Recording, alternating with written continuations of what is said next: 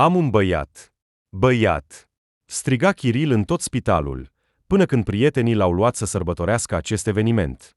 În timp ce Varvara își revenea după nașterea dificilă, tânărul se distra cu prietenii, sărbătorind. Deși, când a auzit pentru prima dată vestea despre sarcină, nu a fost foarte încântat. Întâlnirea lor a fost întâmplătoare. Prietenul lui Chiril, Pavel, se întâlnea cu o colegă de clasă pe Varvara. Când fetele au ieșit de la universitate, băieții le-au propus să se plimbe împreună. După plimbarea comună, tinerii au descoperit multe interese comune și, schimbând numerele de telefon, au început să comunice. Varvara a fost foarte interesată de Chiril și era convinsă că și lui îi plăcea de ea, deoarece băiatul nu s-a îndepărtat de ea toată seara și a fost foarte atent. La sfârșitul serii, Chiril a insistat să schimbe numerele de telefon pentru a nu pierde legătura și a început să scrie primul, întrebându-se cum îi decurg zilele. Varvara era sigură că simpatia ei era reciprocă, dar, de fapt, băiatul urmărea un scop.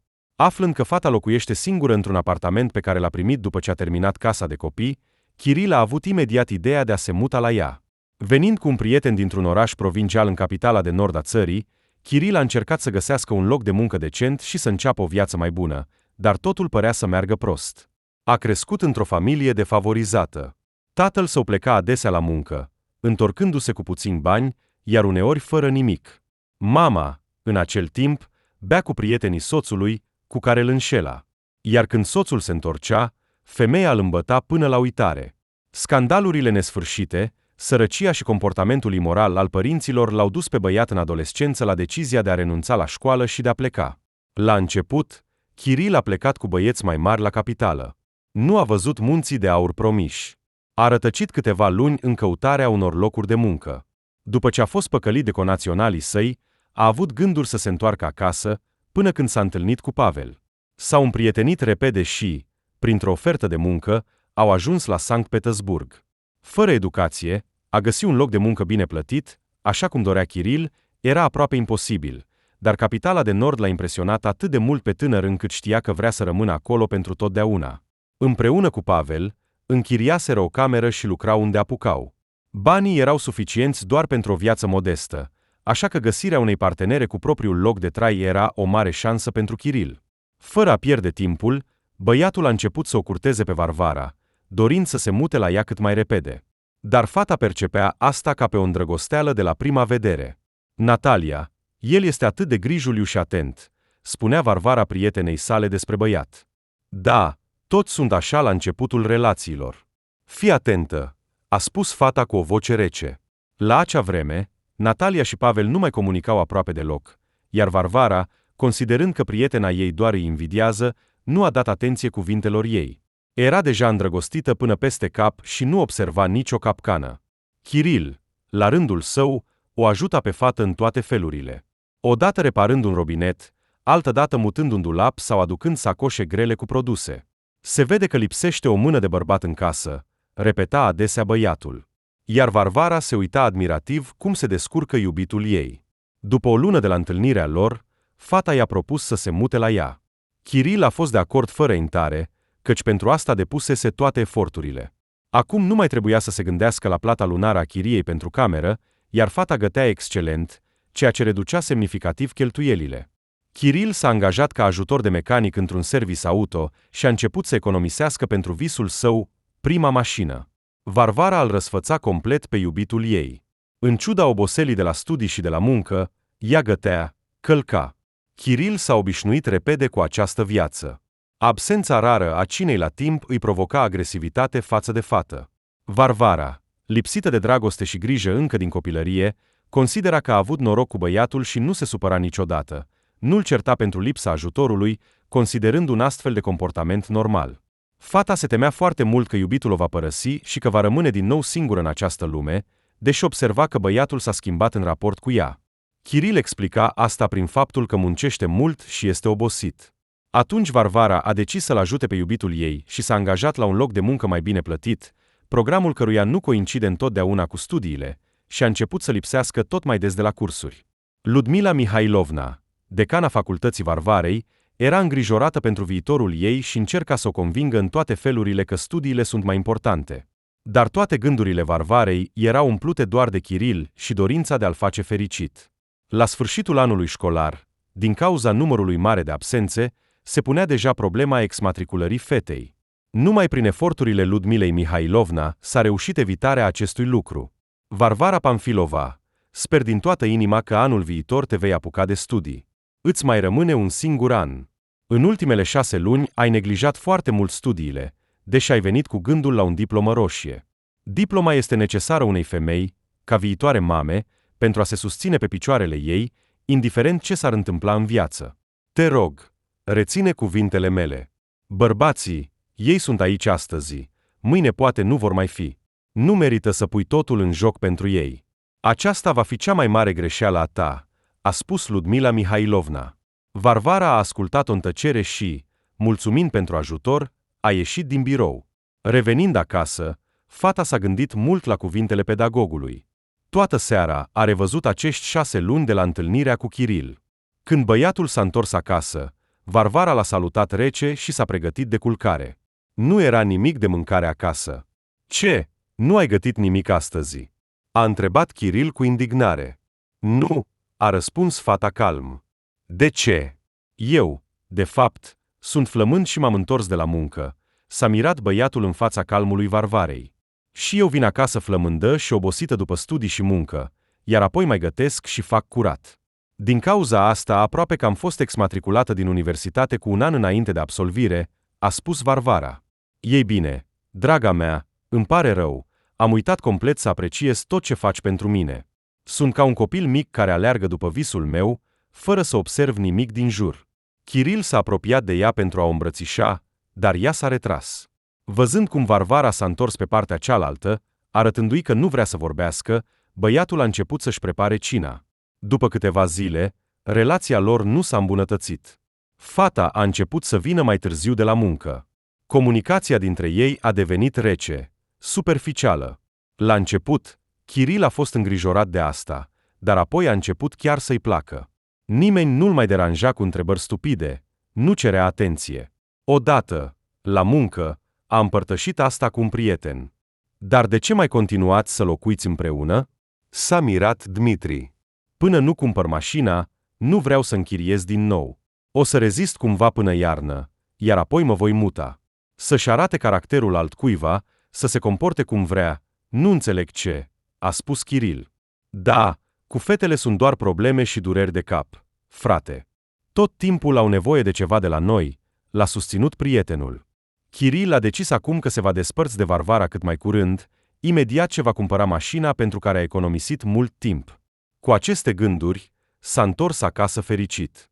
În bucuria schimbărilor iminente, băiatul a cumpărat sushi și s-a întors. Varvara stătea pe canapea cu o față nemulțumită, schimbând canalele. Așa va sta toată viața, pe canapea în apartamentul primit, și-a spus Chiril și, întorcându-se către fată, a spus cu voce tare: Draga mea, vrei sushi? Am comandat pentru noi, nu trebuie să mă hrănești mereu. Pe fața ei a apărut involuntar un zâmbet, deoarece Chiril i-a acordat atenție pentru prima dată după mult timp. Voi mânca, a răspuns Varvara încet și s-a așezat la masă. Chiril a început să povestească vesel despre întâmplările de la muncă, fără să închidă gura o clipă, pentru ca Varvara să nu înceapă din nou să clarifice relațiile. La asta nu era deloc pregătit, dar fata era bucuroasă să vorbească despre subiecte neutre și să se împace cu iubitul. Da, am mâncat sushi. Varvara s-a ridicat să pună apa la fiert și, deodată, a început să se simtă rău. Poate am mâncat prea mult? A glumit băiatul. Poate. Sau poate nu erau proaspete. A sugerat fata. Nu. De obicei comandăm de la același loc. Niciodată nu s-a întâmplat să ne îmbolnăvim, a spus Chiril. Am mâncat aproape nimic toată ziua. Așa că, probabil, a spus Varvara și s-a închis în baie. După câteva minute, fata s-a spălat și, după ce a băut ceai cald, s-a dus la culcare. Dimineața, Varvara a ajuns la muncă cu întârziere. Văzând fața palidă a fetei, colega a întrebat-o ce s-a întâmplat. Da, ieri, probabil, m-am îmbolnăvit de sushi. Am dormit prost. Se pare că nu m-a lăsat, a recunoscut Varvara. Sigur te-ai îmbolnăvit. Sau poate ești însărcinată, a sugerat prietena ei. Varvara a privit-o speriată și a dat din cap negativ, începând să lucreze în tăcere. Dar aceste cuvinte nu ieșeau din capul ei. Fără să aștepte sfârșitul zilei de muncă, fata a cerut permisiunea de la șef, invocând o stare de rău, iar pe drumul spre casă s-a oprit la farmacie. Îndată ce s-a dezbrăcat, Varvara a mers direct în baie pentru a face un test. Mâinile îi tremurau. Încă 10 minute a stat cu testul în mână. Așa, adună-te, Varvara, și-a spus ea și a făcut testul. Stătea pe marginea patului așteptând rezultatul. Secundele de așteptare i s-au părut o eternitate. Inima fetei bătea atât de tare încât părea că bătăile ei se aud în toată lumea. Luând testul de sarcină în mână, cele două linii strălucitoare au fost ca un tunet în cer senin. A fost cuprinsă de frică, ca un vânt rece. Gândurile i-au umplut mintea. Nu sunt pregătită. Ce va fi acum? În interiorul ei se desfășura un uragan de emoții. Pe de o parte, era o minune pe care mulți o visează, dar pe de altă parte, viața ei părea încă prea instabilă pentru a accepta astfel de schimbări.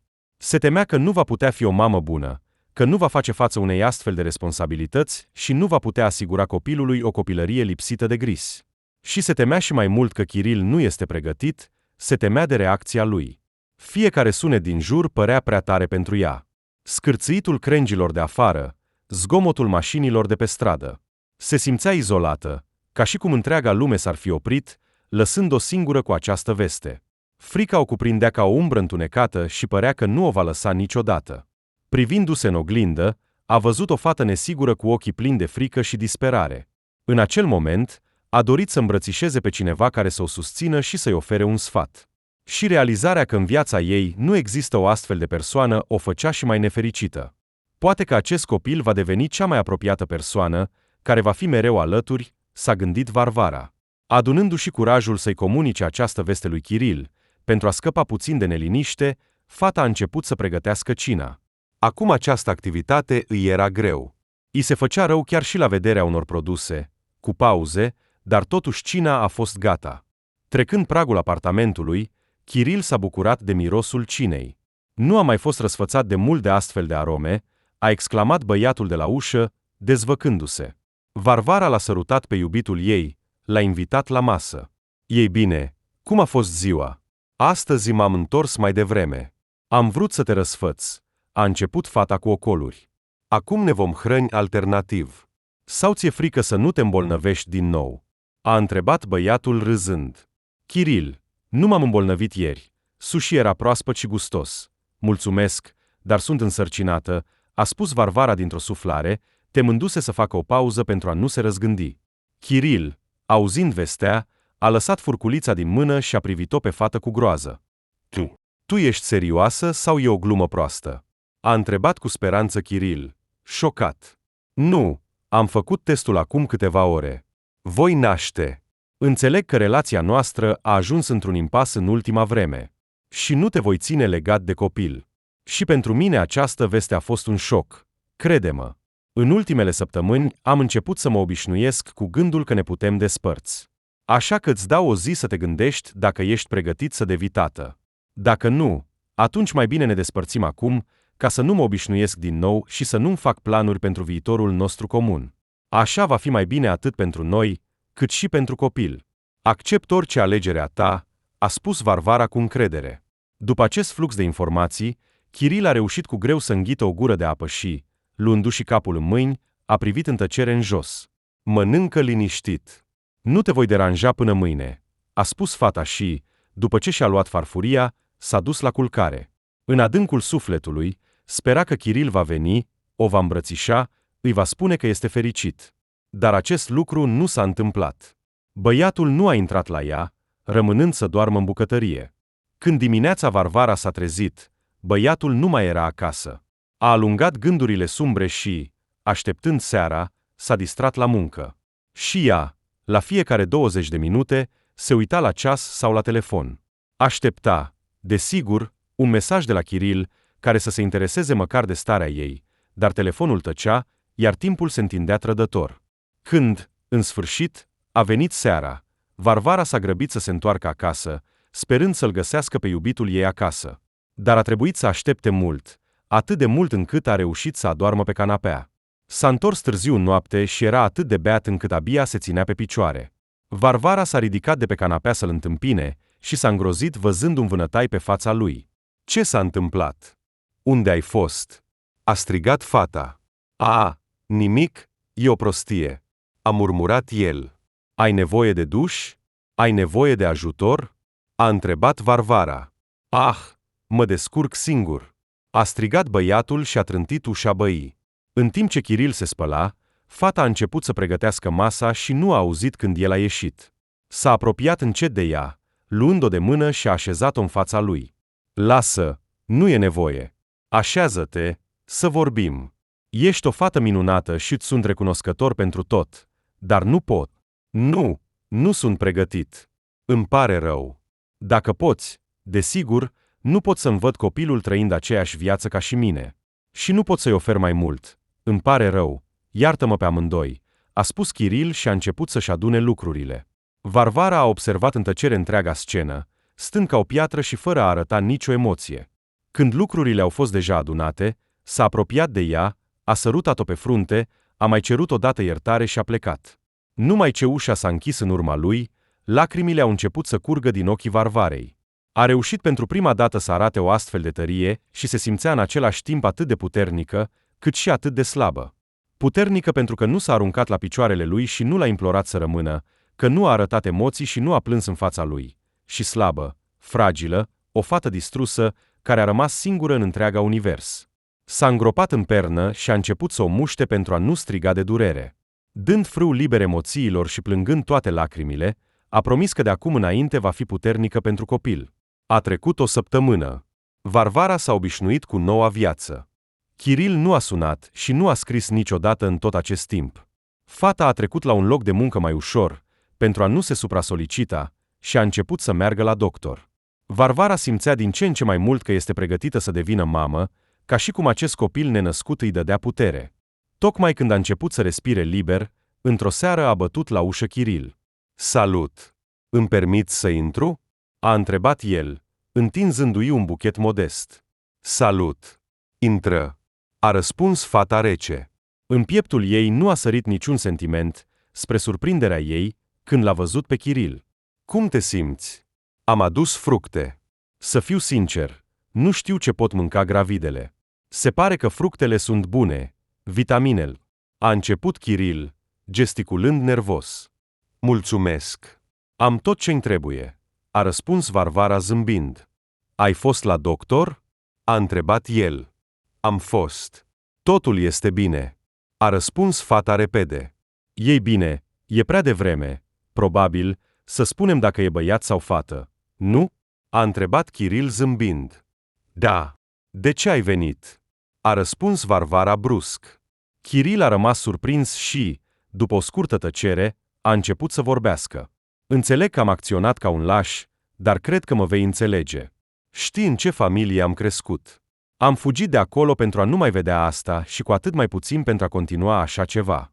Da, nu sunt deloc pregătit pentru o familie și pentru un copil, dar, având în vedere că s-a întâmplat așa, nu vreau să-l abandonez. Dă-mi o șansă să îndrept totul. Dă-i copilului o șansă să crească într-o familie completă. Îmi pare rău că spun asta acum, dar nu sunt mama ta, așa că copilul nostru nu ar crește în aceeași atmosferă în care ai crescut tu. La fel ca și tine, nu știu ce înseamnă dragostea părintească, grija și atenția. Dar știu cu siguranță că îi voi oferi copilului meu asta, și asta este suficient. Da, nu va crește în scutece de aur, dar va crește în dragostea mea nelimitată. Asta mi-ar fi suficient, a spus Varvara. Știu că vei fi o mamă minunată. Ești foarte grijulie și domestică. Nu am avut nicio îndoială în tine. Am avut doar îndoieli în mine. Aceasta este manifestarea mea de slăbiciune. Și îți cer din nou iertare. Promit că voi face tot posibilul să îndrept totul. Lacrimile au apărut în ochii lui Chiril. Îmi iubesc deja atât de mult acest copil și nu pot să-l lipsesc de tată din cauza mândriei mele. Sper că ești sigur de decizia ta și nu vei pleca din nou după un timp. A doua șansă nu va mai exista, nici măcar pentru copil, a declarat fata. Chiril a îmbrățișat-o strâns pe Varvara și a început să o sărute. Noaptea au petrecut-o împreună. Fata a împărtășit ce i-a spus doctorul și despre sentimentele ei. Chiril a povestit cu entuziasm cum va crește un fiu sau o fiică, ce abordare va avea în educație în funcție de sex. Toate aceste discuții dădeau speranță Varvarei că băiatul s-a răzgândit și că acum totul va fi diferit. Chiril a încercat cu adevărat foarte mult. A început să muncească mult și, după o lună, i-a propus Varvarei să se căsătorească, cumpărându-i un inel. Fata a acceptat fără intare, căci visa la asta de mult timp. Nu a organizat o nuntă, pentru a evita cheltuielile inutile. După oficierea căsătoriei, s-au plimbat prin oraș și s-au întors acasă. Seara, prietenii lui Chiril, Dmitri și Pavel, au venit în vizită.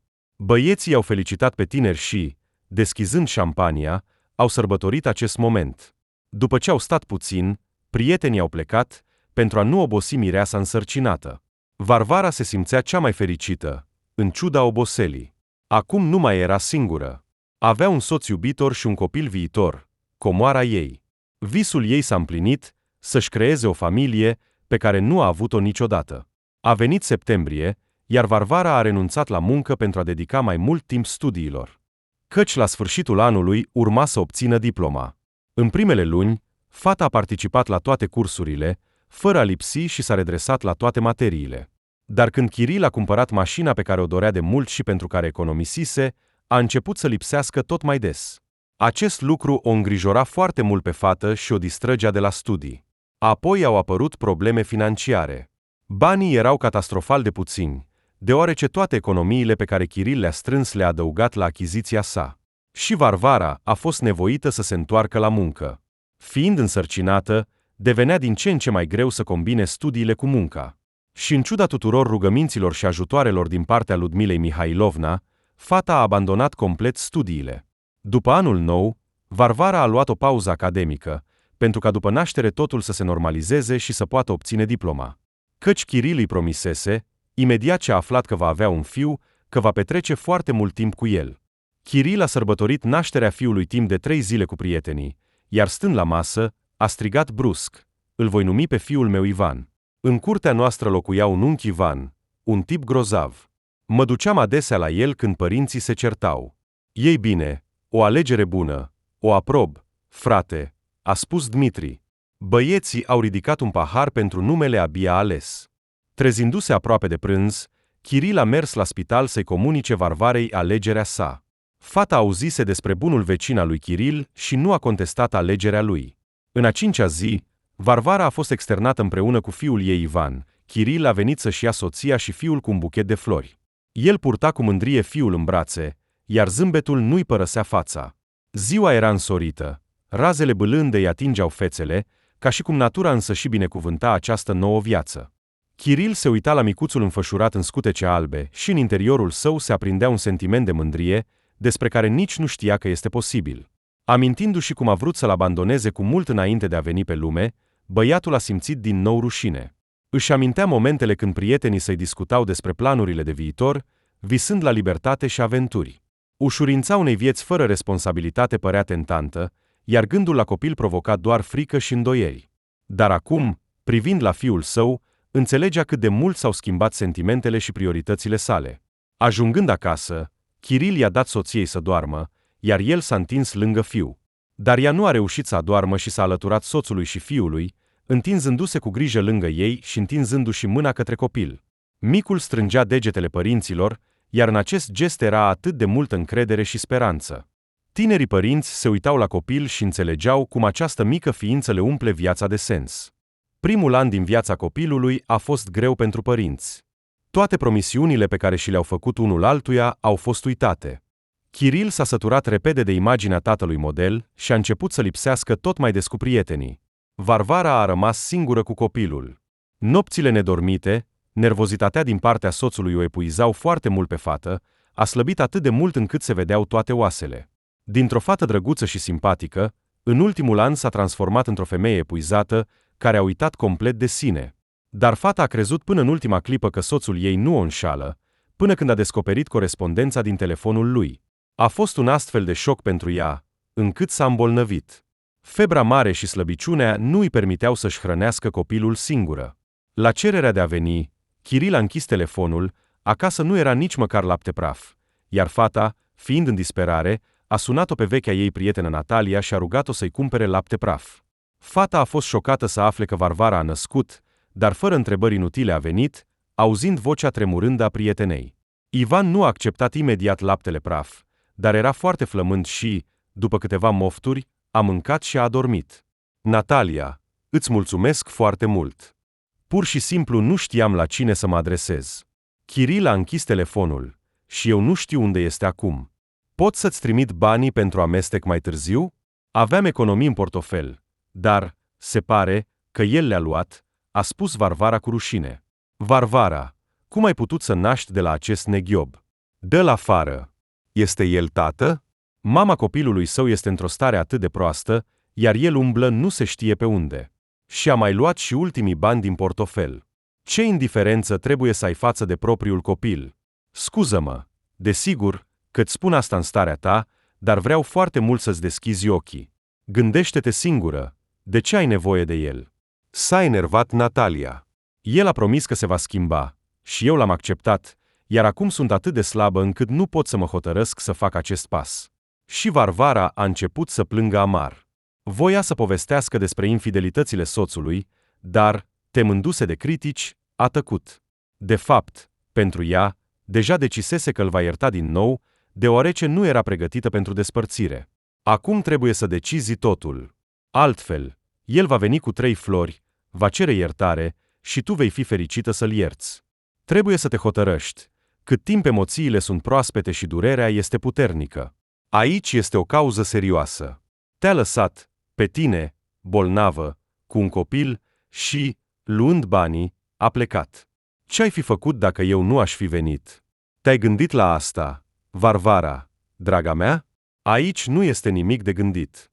Vei găsi un bărbat demn, iar pe acest nenorocit dă-l afară.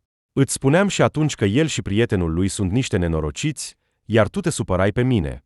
Credeai că sunt invidioasă că sunteți împreună, iar eu m-am despărțit de Pavel. Voiam doar să te protejez de această soartă, a spus prietena. Natalia, îți mulțumesc foarte mult că ai venit. Nu știu ce aș fi făcut fără tine astăzi. Varvara nu mai putea asculta critica la adresa lui Kiril. Astăzi voia pur și simplu să se piardă și să nu se mai gândească la el. După 3 zile de abuz, Kiril s-a întors acasă. Băiatul s-a dus imediat la pătuțul fiului său și a început să-l distreze. Văzând cât de fericit este fiul să-l vadă pe tată, inima fetei s-a topit din nou și a decis să nu ridice temporar subiectul mesajelor. Soțul se comporta de parcă nimic nu s-ar fi întâmplat, nici măcar nu s-a interesat de starea de sănătate a soției. Dar în timpul cinei, observând cum pe telefonul soțului vin notificări fără oprire, Varvara nu a mai rezistat și l-a întrebat direct. Ai pe cineva? Ce vrei să spui? Este pentru muncă. Scriu băieții. Am fost 2 zile la Pavel. Ne-am îmbătat, a spus Kiril și a început să mănânce. În acea seară, am intrat în telefonul tău și am descoperit corespondența cu o anumită fată. Pe acest fundal m-am îmbolnăvit. Nu aștept milă de la tine, dar nu poți hrăni copilul cu febră, iar acasă nu aveam amestec și nici bani. Te-am sunat toată seara, iar Ivan plângea de foame. Tu ai închis telefonul și ai continuat să te îmbăți. Așa cum spui, mușcându-ți buza, a terminat fata. Ce naiba ai căutat în telefonul meu? Ce obicei prostesc au fetele să se bage în treburile altora? S-a enervat Kiril. Asta ai auzit doar. L-ai lăsat pe mama copilului tău cu febră și fără bani. Fiul tău a plâns o oră pentru că îi era foame. A trebuit să cer ajutor de la o prietenă. Nici nu vreau să-mi imaginez ce aș fi făcut dacă ea nu ar fi putut veni. Ce tată ești după asta? A spus Varvara. Asta s-a întâmplat din cauza ta. Nu trebuia să te bagi în telefonul meu, a strigat Kiril. Adică nu din cauza că ai început să comunici cu altcineva, ci doar pentru că eu am descoperit? Fata a râs. Desigur, voi începe să comunic cu altcineva. Te-ai văzut în oglindă? În ce te-ai transformat? Mereu nemulțumită, neîngrijită? Iar eu sunt bărbat. Vreau să văd și o imagine. Nu te justifica cu faptul că ai născut recent. Va fi 1 an în curând. Cunosc atât de multe mame tinere, îngrijite, care au grijă de ele, a declarat băiatul. Și soții lor știi? Cu siguranță îi ajută pe soții lor, le asigură, își asumă toate problemele, grijile și doar cer. A răspuns Varvara. Kiril a aruncat lingura și, Trântind ușa, a ieșit din apartament. De zgomot s-a trezit Ivan, a început să plângă. Fata a sărit la fiul ei, a început să-l liniștească, să-l pună la somn. De îndată ce copilul a adormit din nou, a început să plângă încet, pentru a nu-l trezi pe micuț. În acel moment, soțul s-a întors. De ce este ușa deschisă? Oricine ar fi putut intra? S-a indignat el de la prag. Taci! Abia l-am liniștit pe Ivan, s-a speriat de ieșirile tale și a plâns. Și amestecul se termină. Trebuie să cumpăr mai mult. Laptele s-a stricat. Du-te la magazin, până nu s-a închis, a cerut Varvara. Nu am bani. S-au terminat. A murmurat băiatul. Varvara stătea cu gura căscată în fața soțului și se aduna mult timp. Ei bine, voi rezista până dimineața, dar mâine va trebui să mă gândesc la ceva, a spus fata repede și a plecat să doarmă, lăsându-le pe soț în bucătărie singur. Kiril s-a întins din nou pe canapeaua din bucătărie și a adormit imediat. După acest incident, Varvara a găsit de mai multe ori corespondențe cu femei străine, dar nu a mai făcut scandaluri. Fata s-a dedicat complet maternității și deocamdată nu putea găsi puterea să se despartă de soț. Îi era deosebit de greu să vadă cât de mult se bucură fiul la vederea rară a tatălui. Kiril se întorcea tot mai des acasă târziu, în momentul în care fiul deja dormea. Varvara în adâncul sufletului spera că, în timp, va putea să îndrept totul. Pentru a nu-l deranja pe soț, fata a dat un anunț că caută de lucru ca bonă la ea acasă și imediat au apărut câteva cliente. Varvara se ocupa foarte responsabil de munca ei, iar copiii nu voiau niciodată să plece de la ea. Acum, când fata a început să câștige singură pentru cele necesare fiului, Kiril a încetat complet să mai aducă bani acasă. De fiecare dată inventa povești despre unde se duc banii. Odată s-a izbit de o mașină, altă dată i s-au spart roțile, altă dată a primit o amendă și de fiecare dată noi aventuri. Varvara nici măcar nu se mai interesa, pentru a nu se stresa în plus. Fata trăia parcă cu ochii și urechile închise, fără a dori să vadă clar ce se întâmplă, așteptând vreo schimbare miraculoasă. Avea 2 cliente constante care lăsau copiii și plăteau bine. Fata putea să-și gestioneze bugetul și chiar reușea să pună ceva deoparte. Dar într-o zi, una dintre ele a anunțat că pleacă la o grădiniță privată pe toată ziua și s-a despărțit cu recunoștință de bonă. Acest lucru, desigur, a întristat-o pe Varvara, căci își planificase cheltuielile dinainte, dar copilul ei s-a obișnuit atât de mult cu ea, încât la grădiniță a fost capricios și după o săptămână, mama acestui copil a sunat-o din nou pe Varvara cu o ofertă. Bună ziua, Varvara! Sava noastră nu poate să te uite și vorbește mereu despre tine la grădiniță, atât de mult încât chiar și directoarea s-a arătat interesată. I-am povestit despre tine și vrea să-ți ofere un loc de muncă. Ce părere ai? Din câte știu, plătesc foarte bine acolo. Bună ziua, Cristina! Eu, desigur, sunt de acord, dar nu am studii pedagogice, nu știu nici măcar. S-a pierdut fata. Hai să-i dau numărul tău și tu să discuți totul cu ea, a propus femeia. Varvara, fără să stea pe gânduri, a fost de acord. După apelul directoarei grădiniței private, în ziua stabilită, fata a venit la interviu. Ecaterina Andrivna a primit-o cu bucurie și a angajat-o imediat împreună cu fiul ei. Fetele au primit grupa de bebelușii pentru a putea fi împreună cu fiul. Ivanului îi plăcea foarte mult la grădiniță, înconjurat de colegi. Băiatul creștea isteț, sociabil. Varvara era complet mulțumită de noul loc de muncă. Iubea foarte mult copiii, iar copiii se apropiau și ei de ea. Fata găsea fără dificultate abordarea pentru fiecare copil, pentru care Ecaterina Andrivna o aprecia. Ea avea o atenție deosebită față de Varvara, știind povestea ei. Așa a trecut încă un an. Relațiile dintre Kiril și Varvara nu s-au îmbunătățit. Dimpotrivă, trăiau practic ca vecini, iar fata uneori nici nu înțelegea de ce nu se desparte. Ivanului urma să împlinească 2 ani, iar Varvara a decis să organizeze o sărbătoare în clubul pentru copii, invitând copii din grupa lui. Fata a organizat totul singură. Kiril doar se plângea că sunt atât de multe cheltuieli degeaba. Este prea mic pentru a înțelege astfel de sărbători. De ce aceste cheltuieli? Nu înțeleg. Sau vrei să le demonstrezi părinților din grădiniță că trăiești bine? Nu trebuie să te ridici deasupra capului, murmura băiatul. Credeam că îți cer bani pentru sărbătoare? Nici măcar nu am sărbătorit un an copilului, nu am avut bani nici pentru tort. Acum vreau să organizez o sărbătoare pentru copil cu banii câștigați de mine. Și da, El înțelege multe la vârsta lui. Ca să vezi asta, trebuie să comunici mai des cu copilul. De la tine cer doar un lucru, să mergi și să iei tortul. Dacă este greu să faci asta, atunci voi inventa eu ceva, s-a enervat Varvara. Da, voi lua tortul, nu te îngrijora, a spus Kiril, dând din mână. Când a venit ziua aceea, Varvara s-a îmbrăcat singură, l-a îmbrăcat pe fiul ei într-un costum nou și a mers la clubul pentru copii. La intrare era o oglindă de toată înălțimea, iar Varvara s-a oprit să-și aranjeze mânecile rochiei. Pentru prima dată după mult timp, fata îi plăcea reflecția ei în oglindă. Zâmbind singură, a intrat în sală. Oaspeții nu sosiseră încă, iar fata s-a dus la angajați să discute meniul. Când mesele au fost pregătite, oaspeții au început să se adune încet. A venit și Natalia cu o cutie uriașă ca dar pentru micuț. Varvara a fost foarte fericită să-și vadă prietena, deși nu se aștepta că va veni. Așezând toți oaspeții, fata a început să-l sune pe soț pentru a-l grăbi cu tortul, iar în răspuns a auzit doar nepoliticos să nu-l grăbească. Dar fata nu a dat semne și cu un zâmbet a continuat să comunice cu oaspeții. Numai Natalia, care stătea lângă ea și auzise conversația lor telefonică, își plângea prietena. După aproximativ 15 minute, Kiril a sunat și a anunțat că a adus tortul și urcă. Varvara a început să adune copiii în jurul mesei, iar pe Ivan l-a așezat în centru pentru a stinge lumânările. Kiril a intrat și, nici măcar nu s-a salutat bine cu oaspeții, l-a luat pe fiul în brațe și l-a ridicat sus, imitând regele leu. Toți oaspeții au început să șușotească, văzând comportamentul pompos al tatălui copilului. Unde sunt lumânările? A întrebat Varvara în șoaptă. Oh, probabil le-am uitat în mașină. A răspuns el repede. În timp ce în zgomot și agitație toți încercau să-și așeze copiii la masă, fata a ieșit repede să ia lumânările din mașină.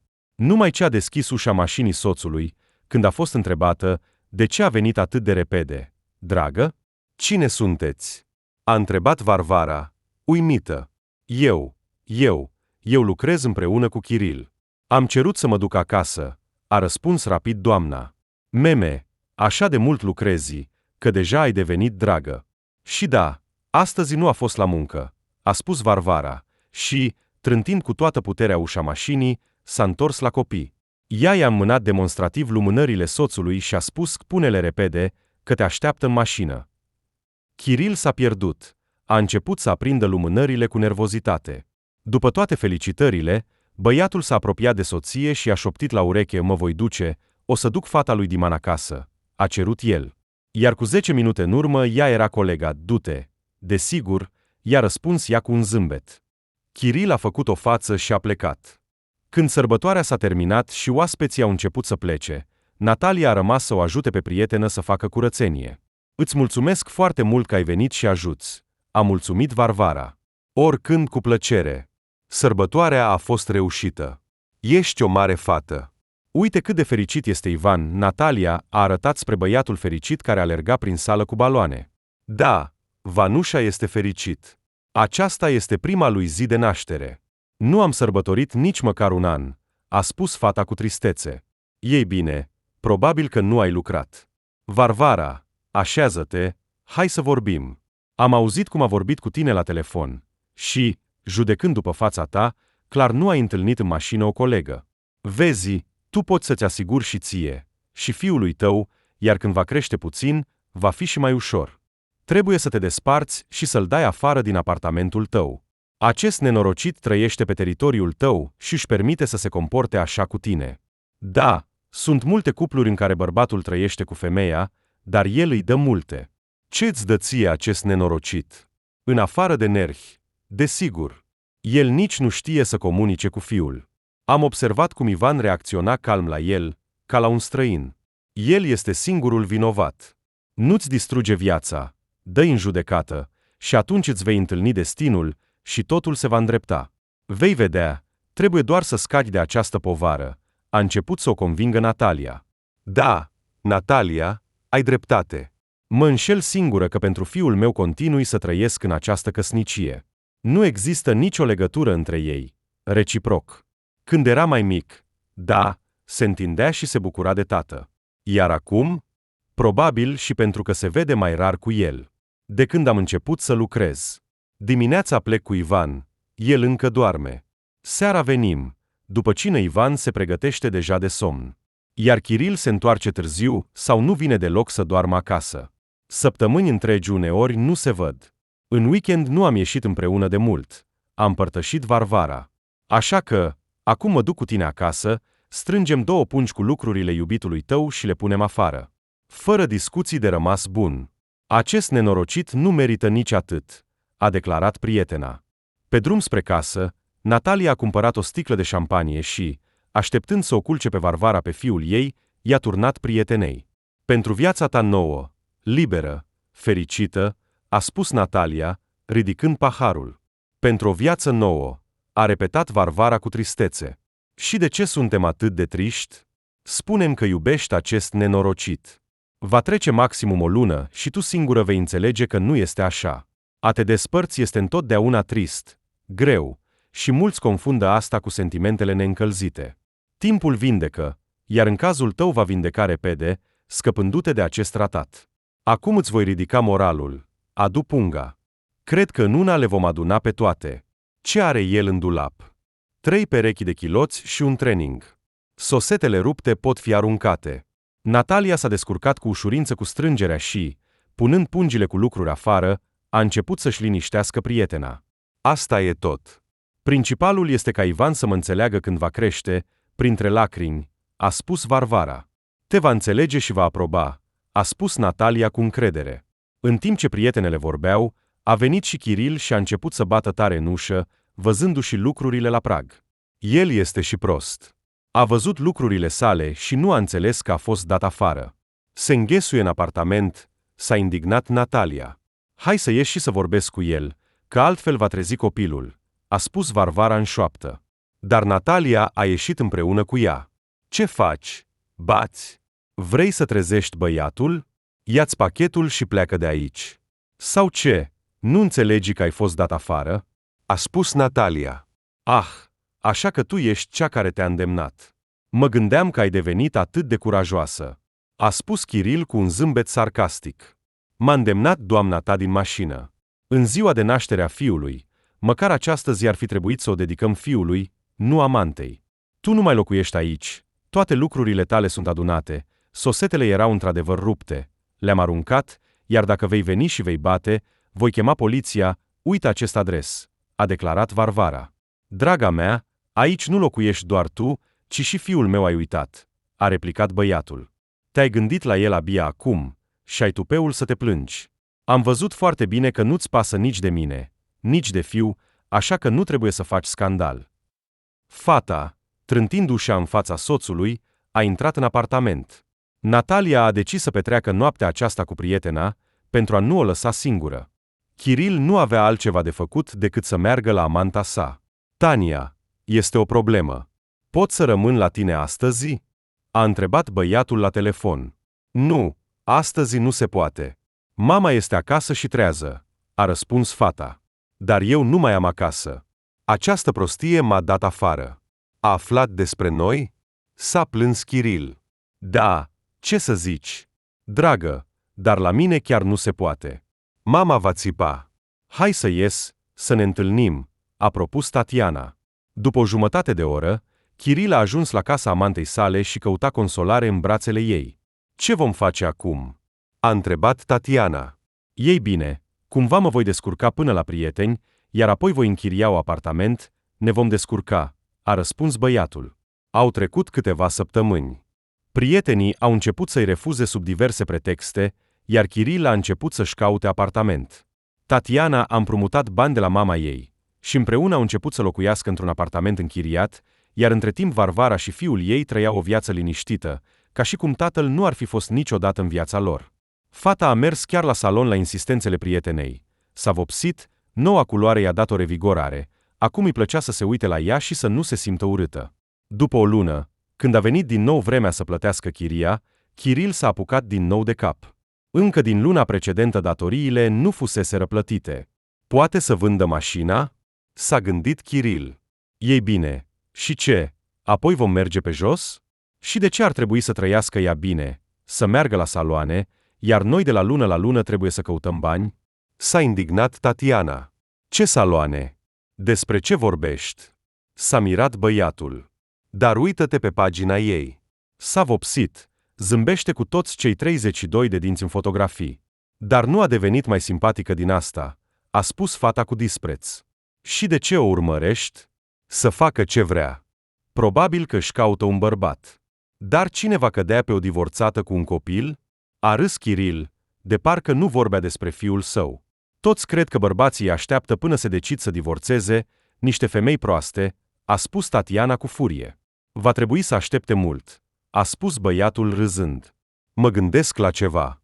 Trebuie să găsim un avocat bun și să cerem partea ei, căci nu este corect. Ne chinuim aici în apartamente închiriate, iar ea trăiește bine, s-a indignat Tatiana. Ai dreptate, trebuie să încercăm, a spus băiatul gânditor. Și după câteva zile, Varvara a primit o notificare de divorț cu împărțirea bunurilor. Fata a intrat în furie din cauza nesimțirii fostului soț și a sunat-o pe prietenă. Poți să-ți imaginezi? Acest nenorocit pretinde și la împărțirea bunurilor. Conform legii, nu are dreptul? A întrebat fata cu speranță. Ce te miră? Este un nenorocit și este. De la el poți aștepta orice. Trebuie, desigur, să afli de la un avocat. Nu ar fi depus cererea fără motiv, așa cred eu. Natalia s-a gândit. De unde să găsesc avocat? Fiul meu s-a îmbolnăvit. Nu am ieșit la muncă de câteva zile. Consultațiile lor sunt scumpe, s-a plâns Varvara. Fata a ajuns la muncă supărată, iar acest lucru a observat imediat Ecaterina Andrivna și a rugat-o să vină în biroul ei. Varvara, dacă ai întâmpinat vreo problemă, poți să-mi spui oricând, a spus femeia. Nu știu încă dacă sunt probleme, dar vestea nu-mi dă pace de dimineață. M-am despărțit de soț de mai bine de o lună, dar nu am avut timp să depun cererea de divorț, iar astăzi dimineața am primit o notificare că el a depus. Și nu ar fi nimic, dar vrea împărțirea bunurilor.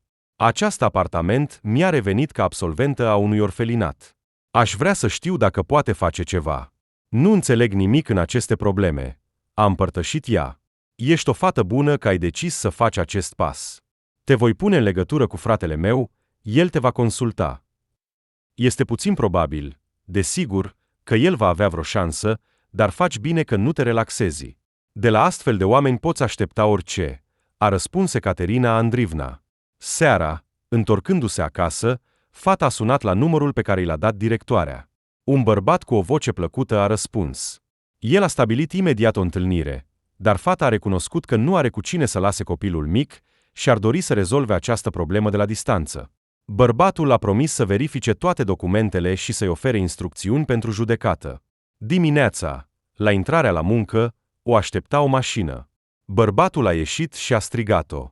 Varvara s-a oprit și l-a văzut în fața ei pe un bărbat înalt, adult, și după zâmbetul său, care îi amintea de Ecaterina Andrivna, a înțeles că acesta este fratele ei, cu care a vorbit ieri la telefon. Bună dimineața, Varvara! Ai câteva minute să discutăm despre problema de ieri? A întrebat politicos bărbatul. Bună dimineața! Da, desigur. Acum doar îmi duc fiul la grupă. Fata a intrat agitată în grădiniță și, predându-le pe fiul educatoarelor, a ieșit. Bărbatul stătea deja cu Ecaterina Andrivna și discutau ceva. Văzând-o pe Varvara, femeia a salutat-o cu un zâmbet și a invitat-o în biroul ei. Voi discutați toate detaliile, iar eu voi ieși deocamdată. Serghei, explică-i clar fetei ce trebuie să facă, a spus directoarea și a ieșit din birou. Îmi pare rău, nu știu cum să te numesc, i s-a adresat fata. Poți să-mi spui doar Serghei, a zâmbit bărbatul. Varvara s-a simțit stânjenită, iar el a început imediat să abordeze subiectul. S-a dovedit că Chiril și amanta lui au conceput un plan viclean pentru a pretinde legal împărțirea bunurilor. Dar Serghei a explicat în detaliu cum vor proceda pentru a da peste cap planul viclean al fostului soț. Bărbatul a pus la dispoziția sa un avocat, iar în instanță Chiril a avut parte de o mare surpriză. În ziua procesului, Natalia nu a putut fi alături de prietenă, deoarece stătea cu copilul. Varvara a venit singură. Văzând-o în sală pe Ecaterina Andrivna și pe fratele ei Serghei, fata s-a simțit mai bine. Când instanța a dat verdictul, Chiril și Tatiana au rămas șocați. Pentru a întoarce totul, au cheltuit bani, iar totul s-a dovedit a fi în zadar. Instanța a respins, fără drept de apel, împărțirea bunurilor. A acceptat cererea Varvarei pentru pensie alimentară și l-a obligat pe Kiril să-și ia copilul o dată pe săptămână. Tatiana a ieșit din sala de judecată furioasă și a început să strige la Kiril. Nu doar că am cheltuit bani pe toate aceste acte false, dar am rămas și fără nimic, iar acum trebuie să luăm și copilul ei. Îți spun din start, nu mă voi ocupa de nimeni. Poți să dormi liniștită. Nu oblig pe nimeni să aibă grijă de fiul meu. Mă descurc singură foarte bine, a spus Varvara, care a fost martoră la conversația lor. De fapt, el este și fiul meu, a intervenit Kiril în dialog. Varvara a zâmbit doar și, urcându-se în mașină cu Serghei, a plecat. S-a urcat la iubitul ei. Se pare că nimeni nu a mușcat-o, a spus Tatiana. Iar Kiril a rămas să stea, strângând pumnii și mușcându-și buzele de furie. Ajungând acasă, Varvara, înainte de a ieși, l-a mulțumit pe Serghei. Nici nu știu cum să vă mulțumesc. Fără dumneavoastră nu m-aș fi descurcat, a spus fata timid. Acceptați invitația mea la restaurant, dacă doriți să mă răsplătiți, a spus bărbatul. Varvara a rămas surprinsă de ceea ce a auzit. Nu trebuie să te grăbești cu răspunsul, și nici nu insist, dar mi-ar plăcea foarte mult să petrec o seară cu tine, a adăugat Serghei și a ieșit să-i deschidă ușa fetei. Varvara a promis că se va gândi și a intrat în bloc. Când a intrat în apartament, avea o față de piatră. Natalia s-a speriat, gândind că ceva nu a mers bine la proces. Ei bine, nu mă mai ține în suspans. Ce s-a întâmplat? Ai scris un mesaj că totul este bine, a început să o întrebe prietena. Da, totul s-a terminat bine, dar acest Serghei m-a invitat la o întâlnire. A povestit Varvara. Natalia a râs. Și ce? Nu-i așa că nu putem să ne culcăm? Natalia, dacă aș fi știut care planurile lui, nu aș fi acceptat niciodată ajutorul lui. Acum mă simt obligată și nu pot refuza, dar nici nu vreau să merg. Fata era confuză. Varvara. Fără să complic lucrurile, nu pare un maniac sau ceva de genul. Dar i-ai plăcut bărbatului, așa că du-te la o întâlnire. Te vei relaxa, vei privi lucrurile dintr-o altă perspectivă, într-un mediu mai relaxat. Dacă nimic nu se schimbă, atunci îi vei spune că nu poate exista o continuare, a grăbit-o Natalia să-și liniștească prietena. Varvara s-a gândit. Dar apoi a fost de acord cu prietena și a scris într-un mesaj că este de acord să meargă la întâlnire. Ca să nu amâne, au stabilit pentru a doua zi. Varvara s-a îmbrăcat modest și nu a încercat deloc să-i placă bărbatului. Lăsându-și fiul cu Natalia, a mers la restaurant. Serghei a întâmpinat-o la intrare și, întinzându-i mâna, a condus-o la masă. Aici era liniște și confortabil. Lumina moale a lampilor ilumina mesele.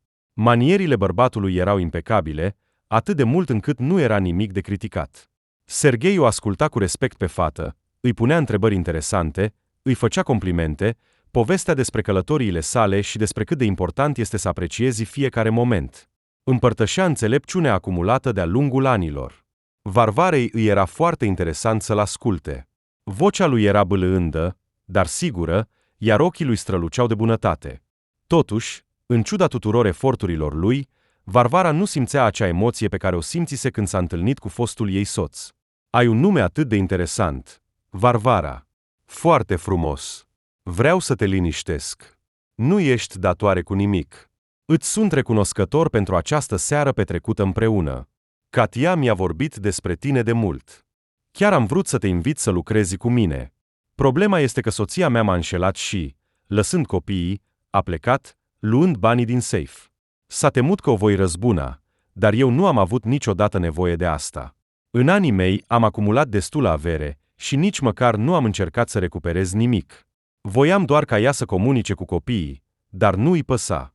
Am încercat să mă întâlnesc cu diferite femei, dar toate aveau nevoie doar de banii mei.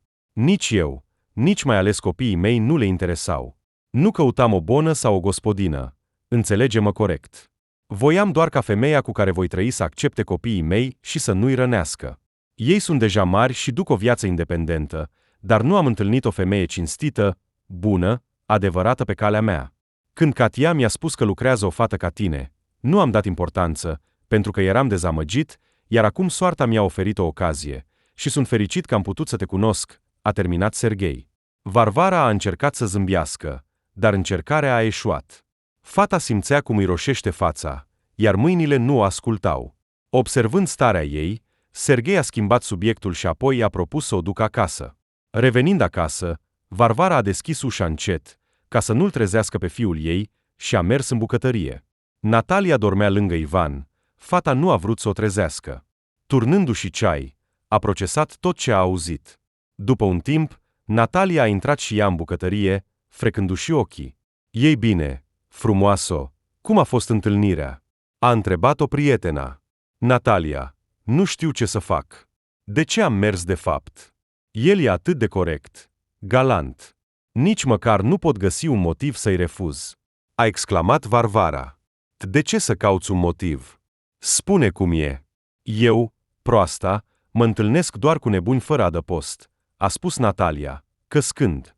Ei bine, mulțumesc, prietenă, s-a supărat fata. Cu plăcere. Frumos, atrăgător, inteligent, cu bani, ce altceva îți mai trebuie? Încă un neghiob, ca Chiril tău? Prietena, o astfel de ocazie apare odată în viață. Nu poți să te risipești așa. Viața, desigur, este a ta și tu decizi. Dar eu nu m-aș grăbi să renunț la un astfel de bărbat, a răspuns Natalia. Varvara s-a supărat și mai mult și s-a retras în sine. Dimineața, când Serghei a venit să o ducă la muncă, fata s-a gândit mult la ce să-i spună. Până când te gândești, bietul bărbat va algi. Hai să-i spun cum e. Ești sigură că nu vrei nicio continuare? A întrebat-o Natalia. Da, nu pot să mă întâlnesc cu cineva doar pentru câștig, a răspuns Varvara.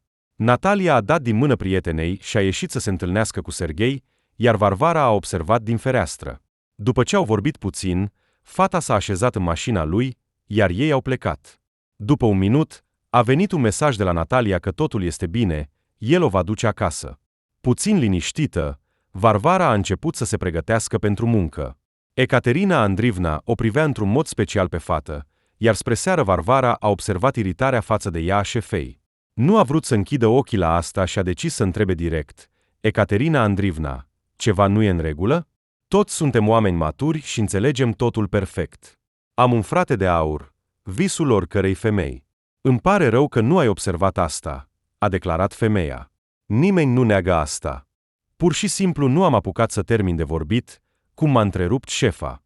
Și de ce ai mers la întâlnire? A întrebat-o strict Ecaterina Andrivna. Varvara a rămas surprinsă și nu a putut răspunde nimic. Tăcând, a ieșit și, adunându-și fiul, s-a întors în biroul șefei. Ecaterina Andrivna, vă mulțumesc foarte mult pentru tot și fratelui dumneavoastră de asemenea. Îmi pare foarte rău că s-a întâmplat așa. Pur și simplu nu sunt pregătită pentru o relație acum. Înțeleg supărarea ta și cred că ar fi mai bine să nu mai apar aici. Strângându-și strâns mânuța fiului, a terminat fata. Gândești corect.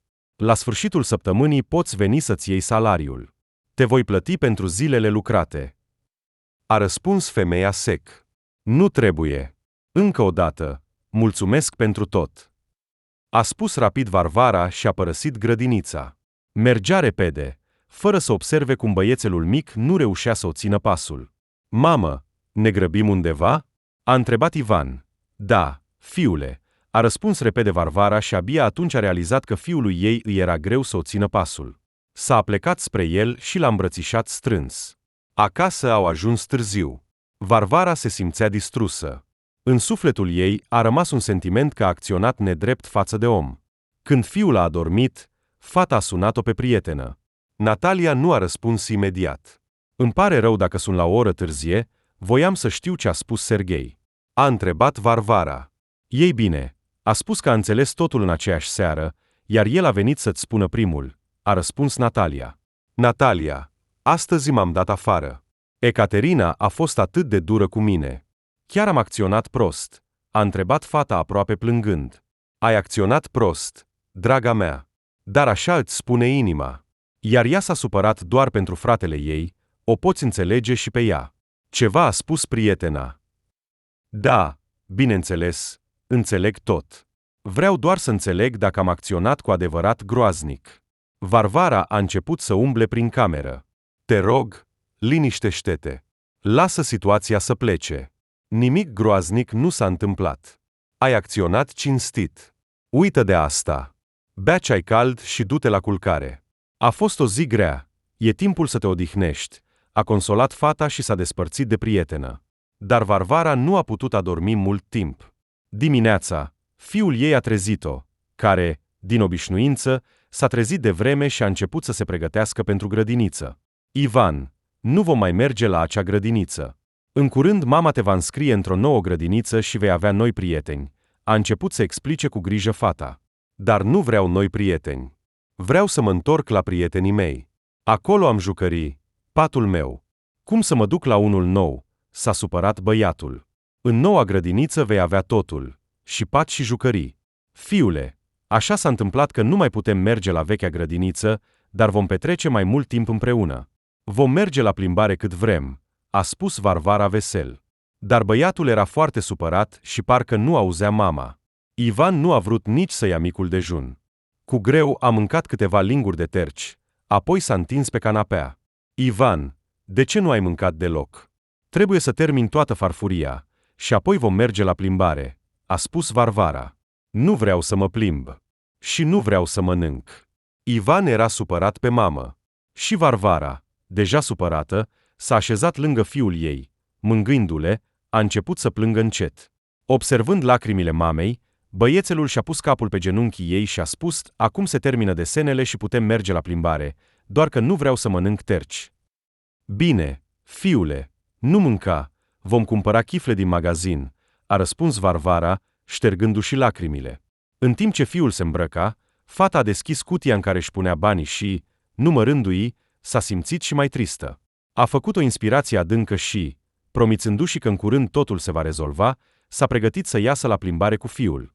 Starea lui Ivan s-a îmbunătățit repede, de îndată ce au ieșit. Băiețelul curios se interesa de tot ce vedea pe drum.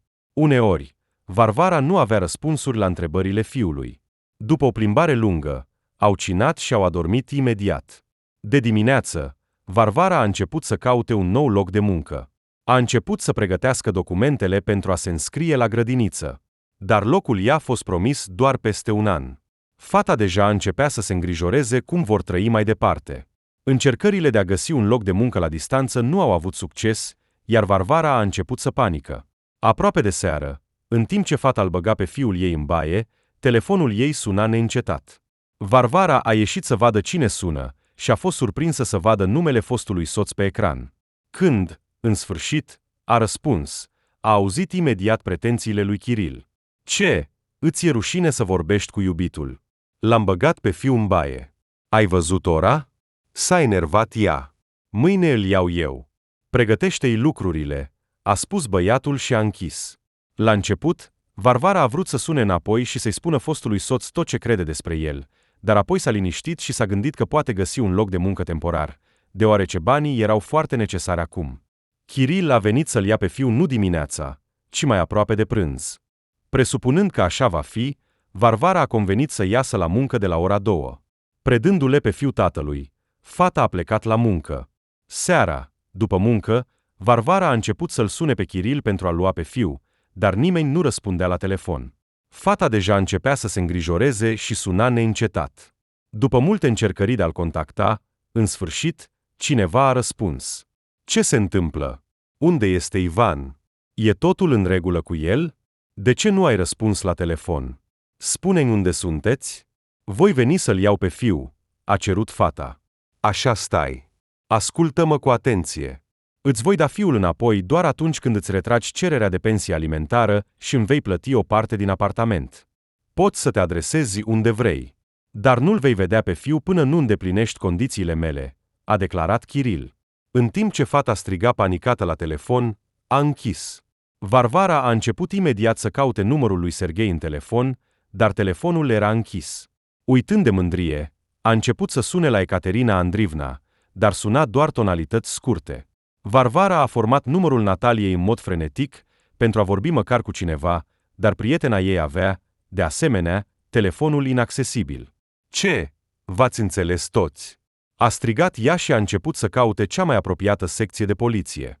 Când Varvara a intrat în secție, nu a putut explica mult timp ce s-a întâmplat, panicată, oferind informații parțiale. Atunci un tânăr s-a apropiat de ea, a luat-o de mâini și, așezându-se în fața ei, a rugat-o să se liniștească, apoi i-a adus ceai cald. Dar Varvara nu a putut să bea nici măcar o înghițitură, totul ardea în interior din cauza necunoscutului. Înțelegi că el nu a fost niciodată un tată iubitor, iar amanta lui îl urăște pe fiul meu. Ei îl pot răni. Te rog, găsește-le, a plâns Varvara și mai tare. Tânărul, din milă, a strâns-o la pieptul lui și a început să o liniștească. A venit un alt apel de la Chiril cu instrucțiuni despre ce să facă în ce ordine. Un pas greșit și nu-l vei mai vedea niciodată pe Ivan, și nimeni nu te va ajuta de data aceasta. M-am gândit la tot. Chiril vorbea cu o voce sigură, dar Varvara încerca să audă doar vocea fiului ei. Unde este Ivan? E totul în regulă cu el? A strigat ea. Desigur, fiul petrece timp cu tatăl său, în timp ce mămica lui încă se gândește dacă este mai important apartamentul sau fiul, a răspuns el. Varvara a încetat brusc să plângă și a privit într-un singur punct. Fată, dacă ne vei avea încredere, putem să te ajutăm, dar trebuie să acționăm împreună, a cerut tânărul polițist. Ea s-a ridicat în tăcere și a ieșit din birou. Apoi a chemat un taxi și a mers acasă. A adunat documentele necesare și număra deja orele până dimineața pentru a-și retrage cererea de pensie alimentară. Când a sunat Chiril, fata a raportat, acum așteaptă să se vândă apartamentul, aștept partea mea, a răspuns băiatul. Ai înnebunit? Apartamentul poate fi vândut luni de zile. Înțelegi asta? A strigat fata în telefon. Asta deja e problema ta, a răspuns Chiril sec. Tatiana, care stătea lângă și se ocupa de fiul lui Chiril, nu era pregătită să continue așa luni de zile. Fata a smuls telefonul de la Chiril și a spus, am o propunere. Vânzăm mașina și îți dăm această parte de bani, iar noi ne mutăm în apartamentul tău, plătindu-ți astfel partea ta. Și cu ce voi cumpăra eu cu acești bani? S-a mirat Varvara. Asta deja nu mai e problema noastră. Te vei sătura de fiu? Sună. Tatiana a aruncat telefonul pe masă cu indiferență. După un minut, Varvara a scris un mesaj că va pregăti toate documentele și este gata pentru tranzacție. Și în aceeași secundă a început să se ocupe de asta. În ziua în care a fost stabilită întâlnirea cu Chiril, Varvara a ieșit în grabă din bloc, dar a fost oprită de acel polițist care o consolasese. Varvara? A strigat el. Ce faci aici? S-a speriat fata. Am vrut să mă asigur că ești bine. Ai anunțat secția că ți-a fost returnat fiul și nu ai pretenții față de fostul soț. Nu-i așa? A întrebat băiatul. Da, totul este bine. Am rezolvat problema. A răspuns ea repede. În acest caz, trebuie să mergi cu noi și să semnezi un document, a spus băiatul. Dar nu se poate face mai târziu? Acum mă grăbesc foarte mult. La muncă. Da, a mințit Varvara. Din păcate, nu. Altfel nu vom putea opri căutările. Nu te voi ține mult, a convins polițistul și a dus-o la secție. Varvara a semnat rapid toate documentele pe care i le-au dat și a plecat. Ajungând la locul stabilit, fata a început să-l sune pe Chiril. Băiatul a observat de la distanță și, asigurându-se că Varvara a venit singură, a ieșit împreună cu fiul. Fata s-a aruncat să-și îmbrățișeze fiul, începând să-l sărute. Micul meu, ești bine?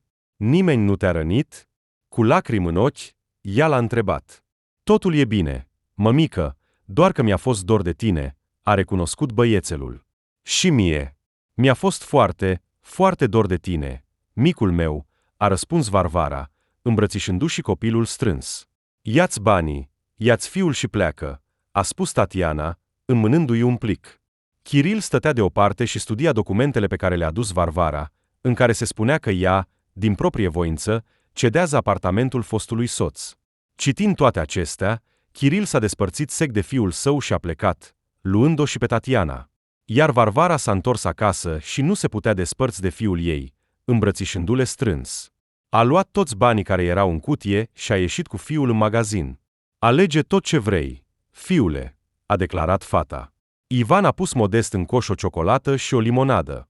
Varvara a zâmbit și, umplând un coș întreg cu dulciuri, au plecat acasă. Ea îl îmbrățișa strâns pe fiu, pentru a-și potoli dorul de el în aceste zile de despărțire. Așa au adormit pe canapea, îmbrățișați. Dar idila lor a fost distrusă dimineața, când a venit un apel de la Chiril. Ce, nenorocită?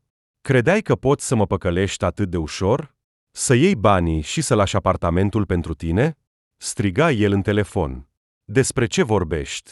Ne-am înțeles că îmi va lua ceva timp să găsesc măcar o cameră cu acești bani. Nu-mi pot permite acum să închiriez. Temporar. Pur și simplu nu am bani.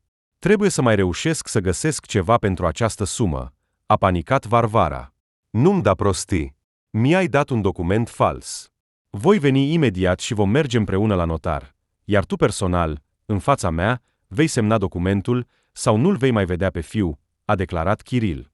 Bine, bine, voi face totul, a răspuns Varvara, tremurând de frică. Nu au trecut 5 minute când a sunat la ușă. Mămico, nu deschide, a spus Ivan încet. În curând se va termina totul, fiule. Numai să nu te sperii, micul meu, a răspuns fata și s-a apropiat cu grijă de ușă. Văzând acolo un polițist, s-a panicat și mai tare. Varvara, deschide-mi urgent. Pot să te ajut, a spus băiatul. A deschis. Cum ai ajuns aici? A întrebat ea. Telefonul tău este ascultat. Știu tot. Eu ți-am dat documentele false. Și pe fostul tău soț îl vom aștepta împreună, apoi îți voi explica totul în detaliu, a răspuns polițistul. Când Kiril a venit, a început să bată la ușă cu piciorul. Ivan a început să plângă, speriindu-se. Polițistul s-a enervat și a ieșit la el. Ultimul lucru pe care Varvara l-a văzut prin vizor a fost cum băiatul l-a tras pe fostul soț de guler. După 15 minute, el s-a întors și a cerut plicul cu bani, apoi a ieșit din nou și, fără să se oprească mult, s-a întors. E bine, totul e bine. Cum s-a liniștit băiețelul nostru? A întrebat polițistul. Cum pot să vă numesc? A întrebat Varvara. Roman Alexivic, polițistul tău de sector, s-a prezentat băiatul. Roman Alexivic, îți mulțumesc foarte mult pentru tot, dar nu înțeleg nimic. Varvara nu se putea reveni după tot ce s-a întâmplat. Am realizat imediat că nu vei risca fiul și vei accepta toate condițiile, așa că am pus un interceptator pe telefonul tău. Și din conversațiile telefonice cu fostul tău soț, am fost la curent cu toate evenimentele. Nu am putut permite să rămâi fără locuință din cauza acestui om lipsit de caracter, de aceea am venit cu un pretext stupid pentru a semna documentele. A salvat faptul că erai deja cu gândul la acea întâlnire și nu ai bănuit nimic. Atunci am înlocuit documentele, dar nu trebuie să te îngrijorezi pentru viitor. I-am arătat toate dovenile șantajului său, așa că dacă îndrăznește să apară din nou în viața ta, va răspunde în fața legii, a povestit Roman. Îți mulțumesc foarte mult pentru munca ta. Nu orice polițist este pregătit să ia în considerare o astfel de plângere, iar tu ai preluat cazul meu din proprie inițiativă. Îți mulțumesc enorm. Varvara nu s-a putut abține și l-a îmbrățișat pe băiat. Mai degrabă din simpatie personală, a recunoscut băiatul zâmbind. Fata l-a împins imediat. Ceva i-a amintit. Nu-ți fie frică. Nu te voi deranja. Doar din când în când voi fi interesat dacă totul este în regulă cu tine. A spus Roman și, după ce s-a despărțit de fată și de Ivan, a plecat. A trecut o săptămână. Mesajele simple s-au transformat treptat într-o comunicare strânsă. Varvara nu observa cum trec zilele, comunicând cu tânărul polițist. De câte ori el dispărea câteva ore, fata se prindea că este dor de el. Când Roman, în sfârșit, a îndrăznit să o invite pe Varvara la cinema, ea a fost nevoită să refuze, deoarece nu avea pe cine să lase pe fiul ei. Telefonul Nataliei era în continuare oprit. La început, fata a inventat o scuză, apoi a recunoscut sincer că nu are bonă. Atunci să mergem acolo unde putem merge cu copiii, a propus Roman. Pregătește-te, seara te voi lua. Hai să nu fie astăzi. Nu pot să o contactez pe prietena mea, vreau să merg la ea să văd dacă e totul în regulă, a răspuns Varvara. Atunci hai să ne oprim pe drum și să verificăm împreună, a propus băiatul. El nu mai putea aștepta să o vadă din nou pe fată. La ora stabilită, el stătea deja lângă blocul Varvarei. Ivan s-a bucurat să-l vadă pe polițist și a început să pună întrebări despre de ce a scos uniforma. Când au ajuns la casa Nataliei, fata a urcat la etajul prietenei, dar nimeni nu a deschis ușa, așa că a bătut la vecină. Femeia a ieșit cu o față nemulțumită și a spus că prietena ei a plecat undeva. Revenind la mașină, fata i-a spus lui Roman că un astfel de comportament nu este caracteristic prietenei ei. Ea nici măcar nu m-a avertizat, nu am putut să o contactez de mai bine de o săptămână. Se întreba ea. Lasă-te de gânduri rele, se va întoarce. Dacă vrei, pot verifica dimineața la muncă, Dacă nu a fost internată la morgă, a spus băiatul calm. Ivan a început imediat să se întrebe ce este morga. Să-ți fie rușine, ce vorbești? Ivan, este un loc de odihnă, fiule, a răspuns Varvara. Ei bine, în anumite sensuri ai dreptate. Toți ne vom odihni acolo, a glumit băiatul. Seara au petrecut-o vesel, plimbându-se pe la atracții. Varvara nu s-a mai distrat așa de mult timp. După ce s-au distrat bine, Roman i-a dus acasă. Ivan a adormit în mașină, iar băiatul l-a dus în brațe până la pat. Îți mulțumesc pentru această seară, a spus Varvara încet. Roman a făcut un pas mai aproape, a sărutat-o pe fată pe obraz, apoi a făcut încă un pas și a sărutat-o pe buze, iar după un sărut lung, fata a spus încet că e timpul să meargă acasă. Roman a zâmbit și a spus pe mâine. Din acea zi, tinerii au petrecut fiecare seară și weekend împreună. Varvara se simțea din nou fericită. Într-o seară, a sunat Natalia. Varvara aproape că s-a sufocat și a răspuns imediat la telefon. Unde ai dispărut? A strigat ea. Bună, probabil, a răspuns Natalia. Bună. De ce mă sperii așa? Nu am putut să te contactez, nu am putut să ajung la tine. Vecina ta a spus că ai plecat undeva și atât, a continuat Varvara. Ce drăguț! Te-ai îngrijorat atât de mult pentru mine încât ai venit la mine. Hai să vin acum și să-ți povestesc totul. Nu ești ocupată? A întrebat Natalia. Ei bine, nu, desigur. Te aștept cu nerăbdare, a răspuns fata. După o oră, Natalia stătea pe prag. Am fost pe Cipru.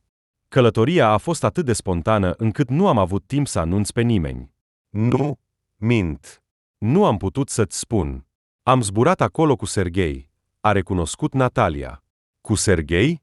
S-a mirat Varvara. Când ați reușit? Îți amintești că am ieșit de la tine să vorbesc cu el în locul tău. Așa că el chiar a spus că a înțeles că nu te-a interesat. Și el a vrut să-ți spună asta, iar eu l-am cucerit cu curajul meu, iar aflând că stau doar cu copilul tău, el a fost imediat gata să se căsătorească cu mine. Nu știam cum să-ți spun asta. Îmi pare rău, draga mea, a recunoscut Natalia. Ești o prostie, de ce să te temi? Eu, dimpotrivă, sunt atât de fericită. Pentru tine, pentru el și pentru mine de asemenea. Mă îngrijoram atât de mult că l-am supărat, s-a bucurat Varvara. Chiar? Atunci am o altă veste pentru tine. Am decis să ne căsătorim, iar data este deja stabilită. Dacă ești de acord, vreau să fii domnișoara de onoare, a cerut fata. Desigur, sunt de acord, dar cu o singură condiție, că voi veni la nuntă nu singură, ci cu iubitul meu, a declarat Varvara.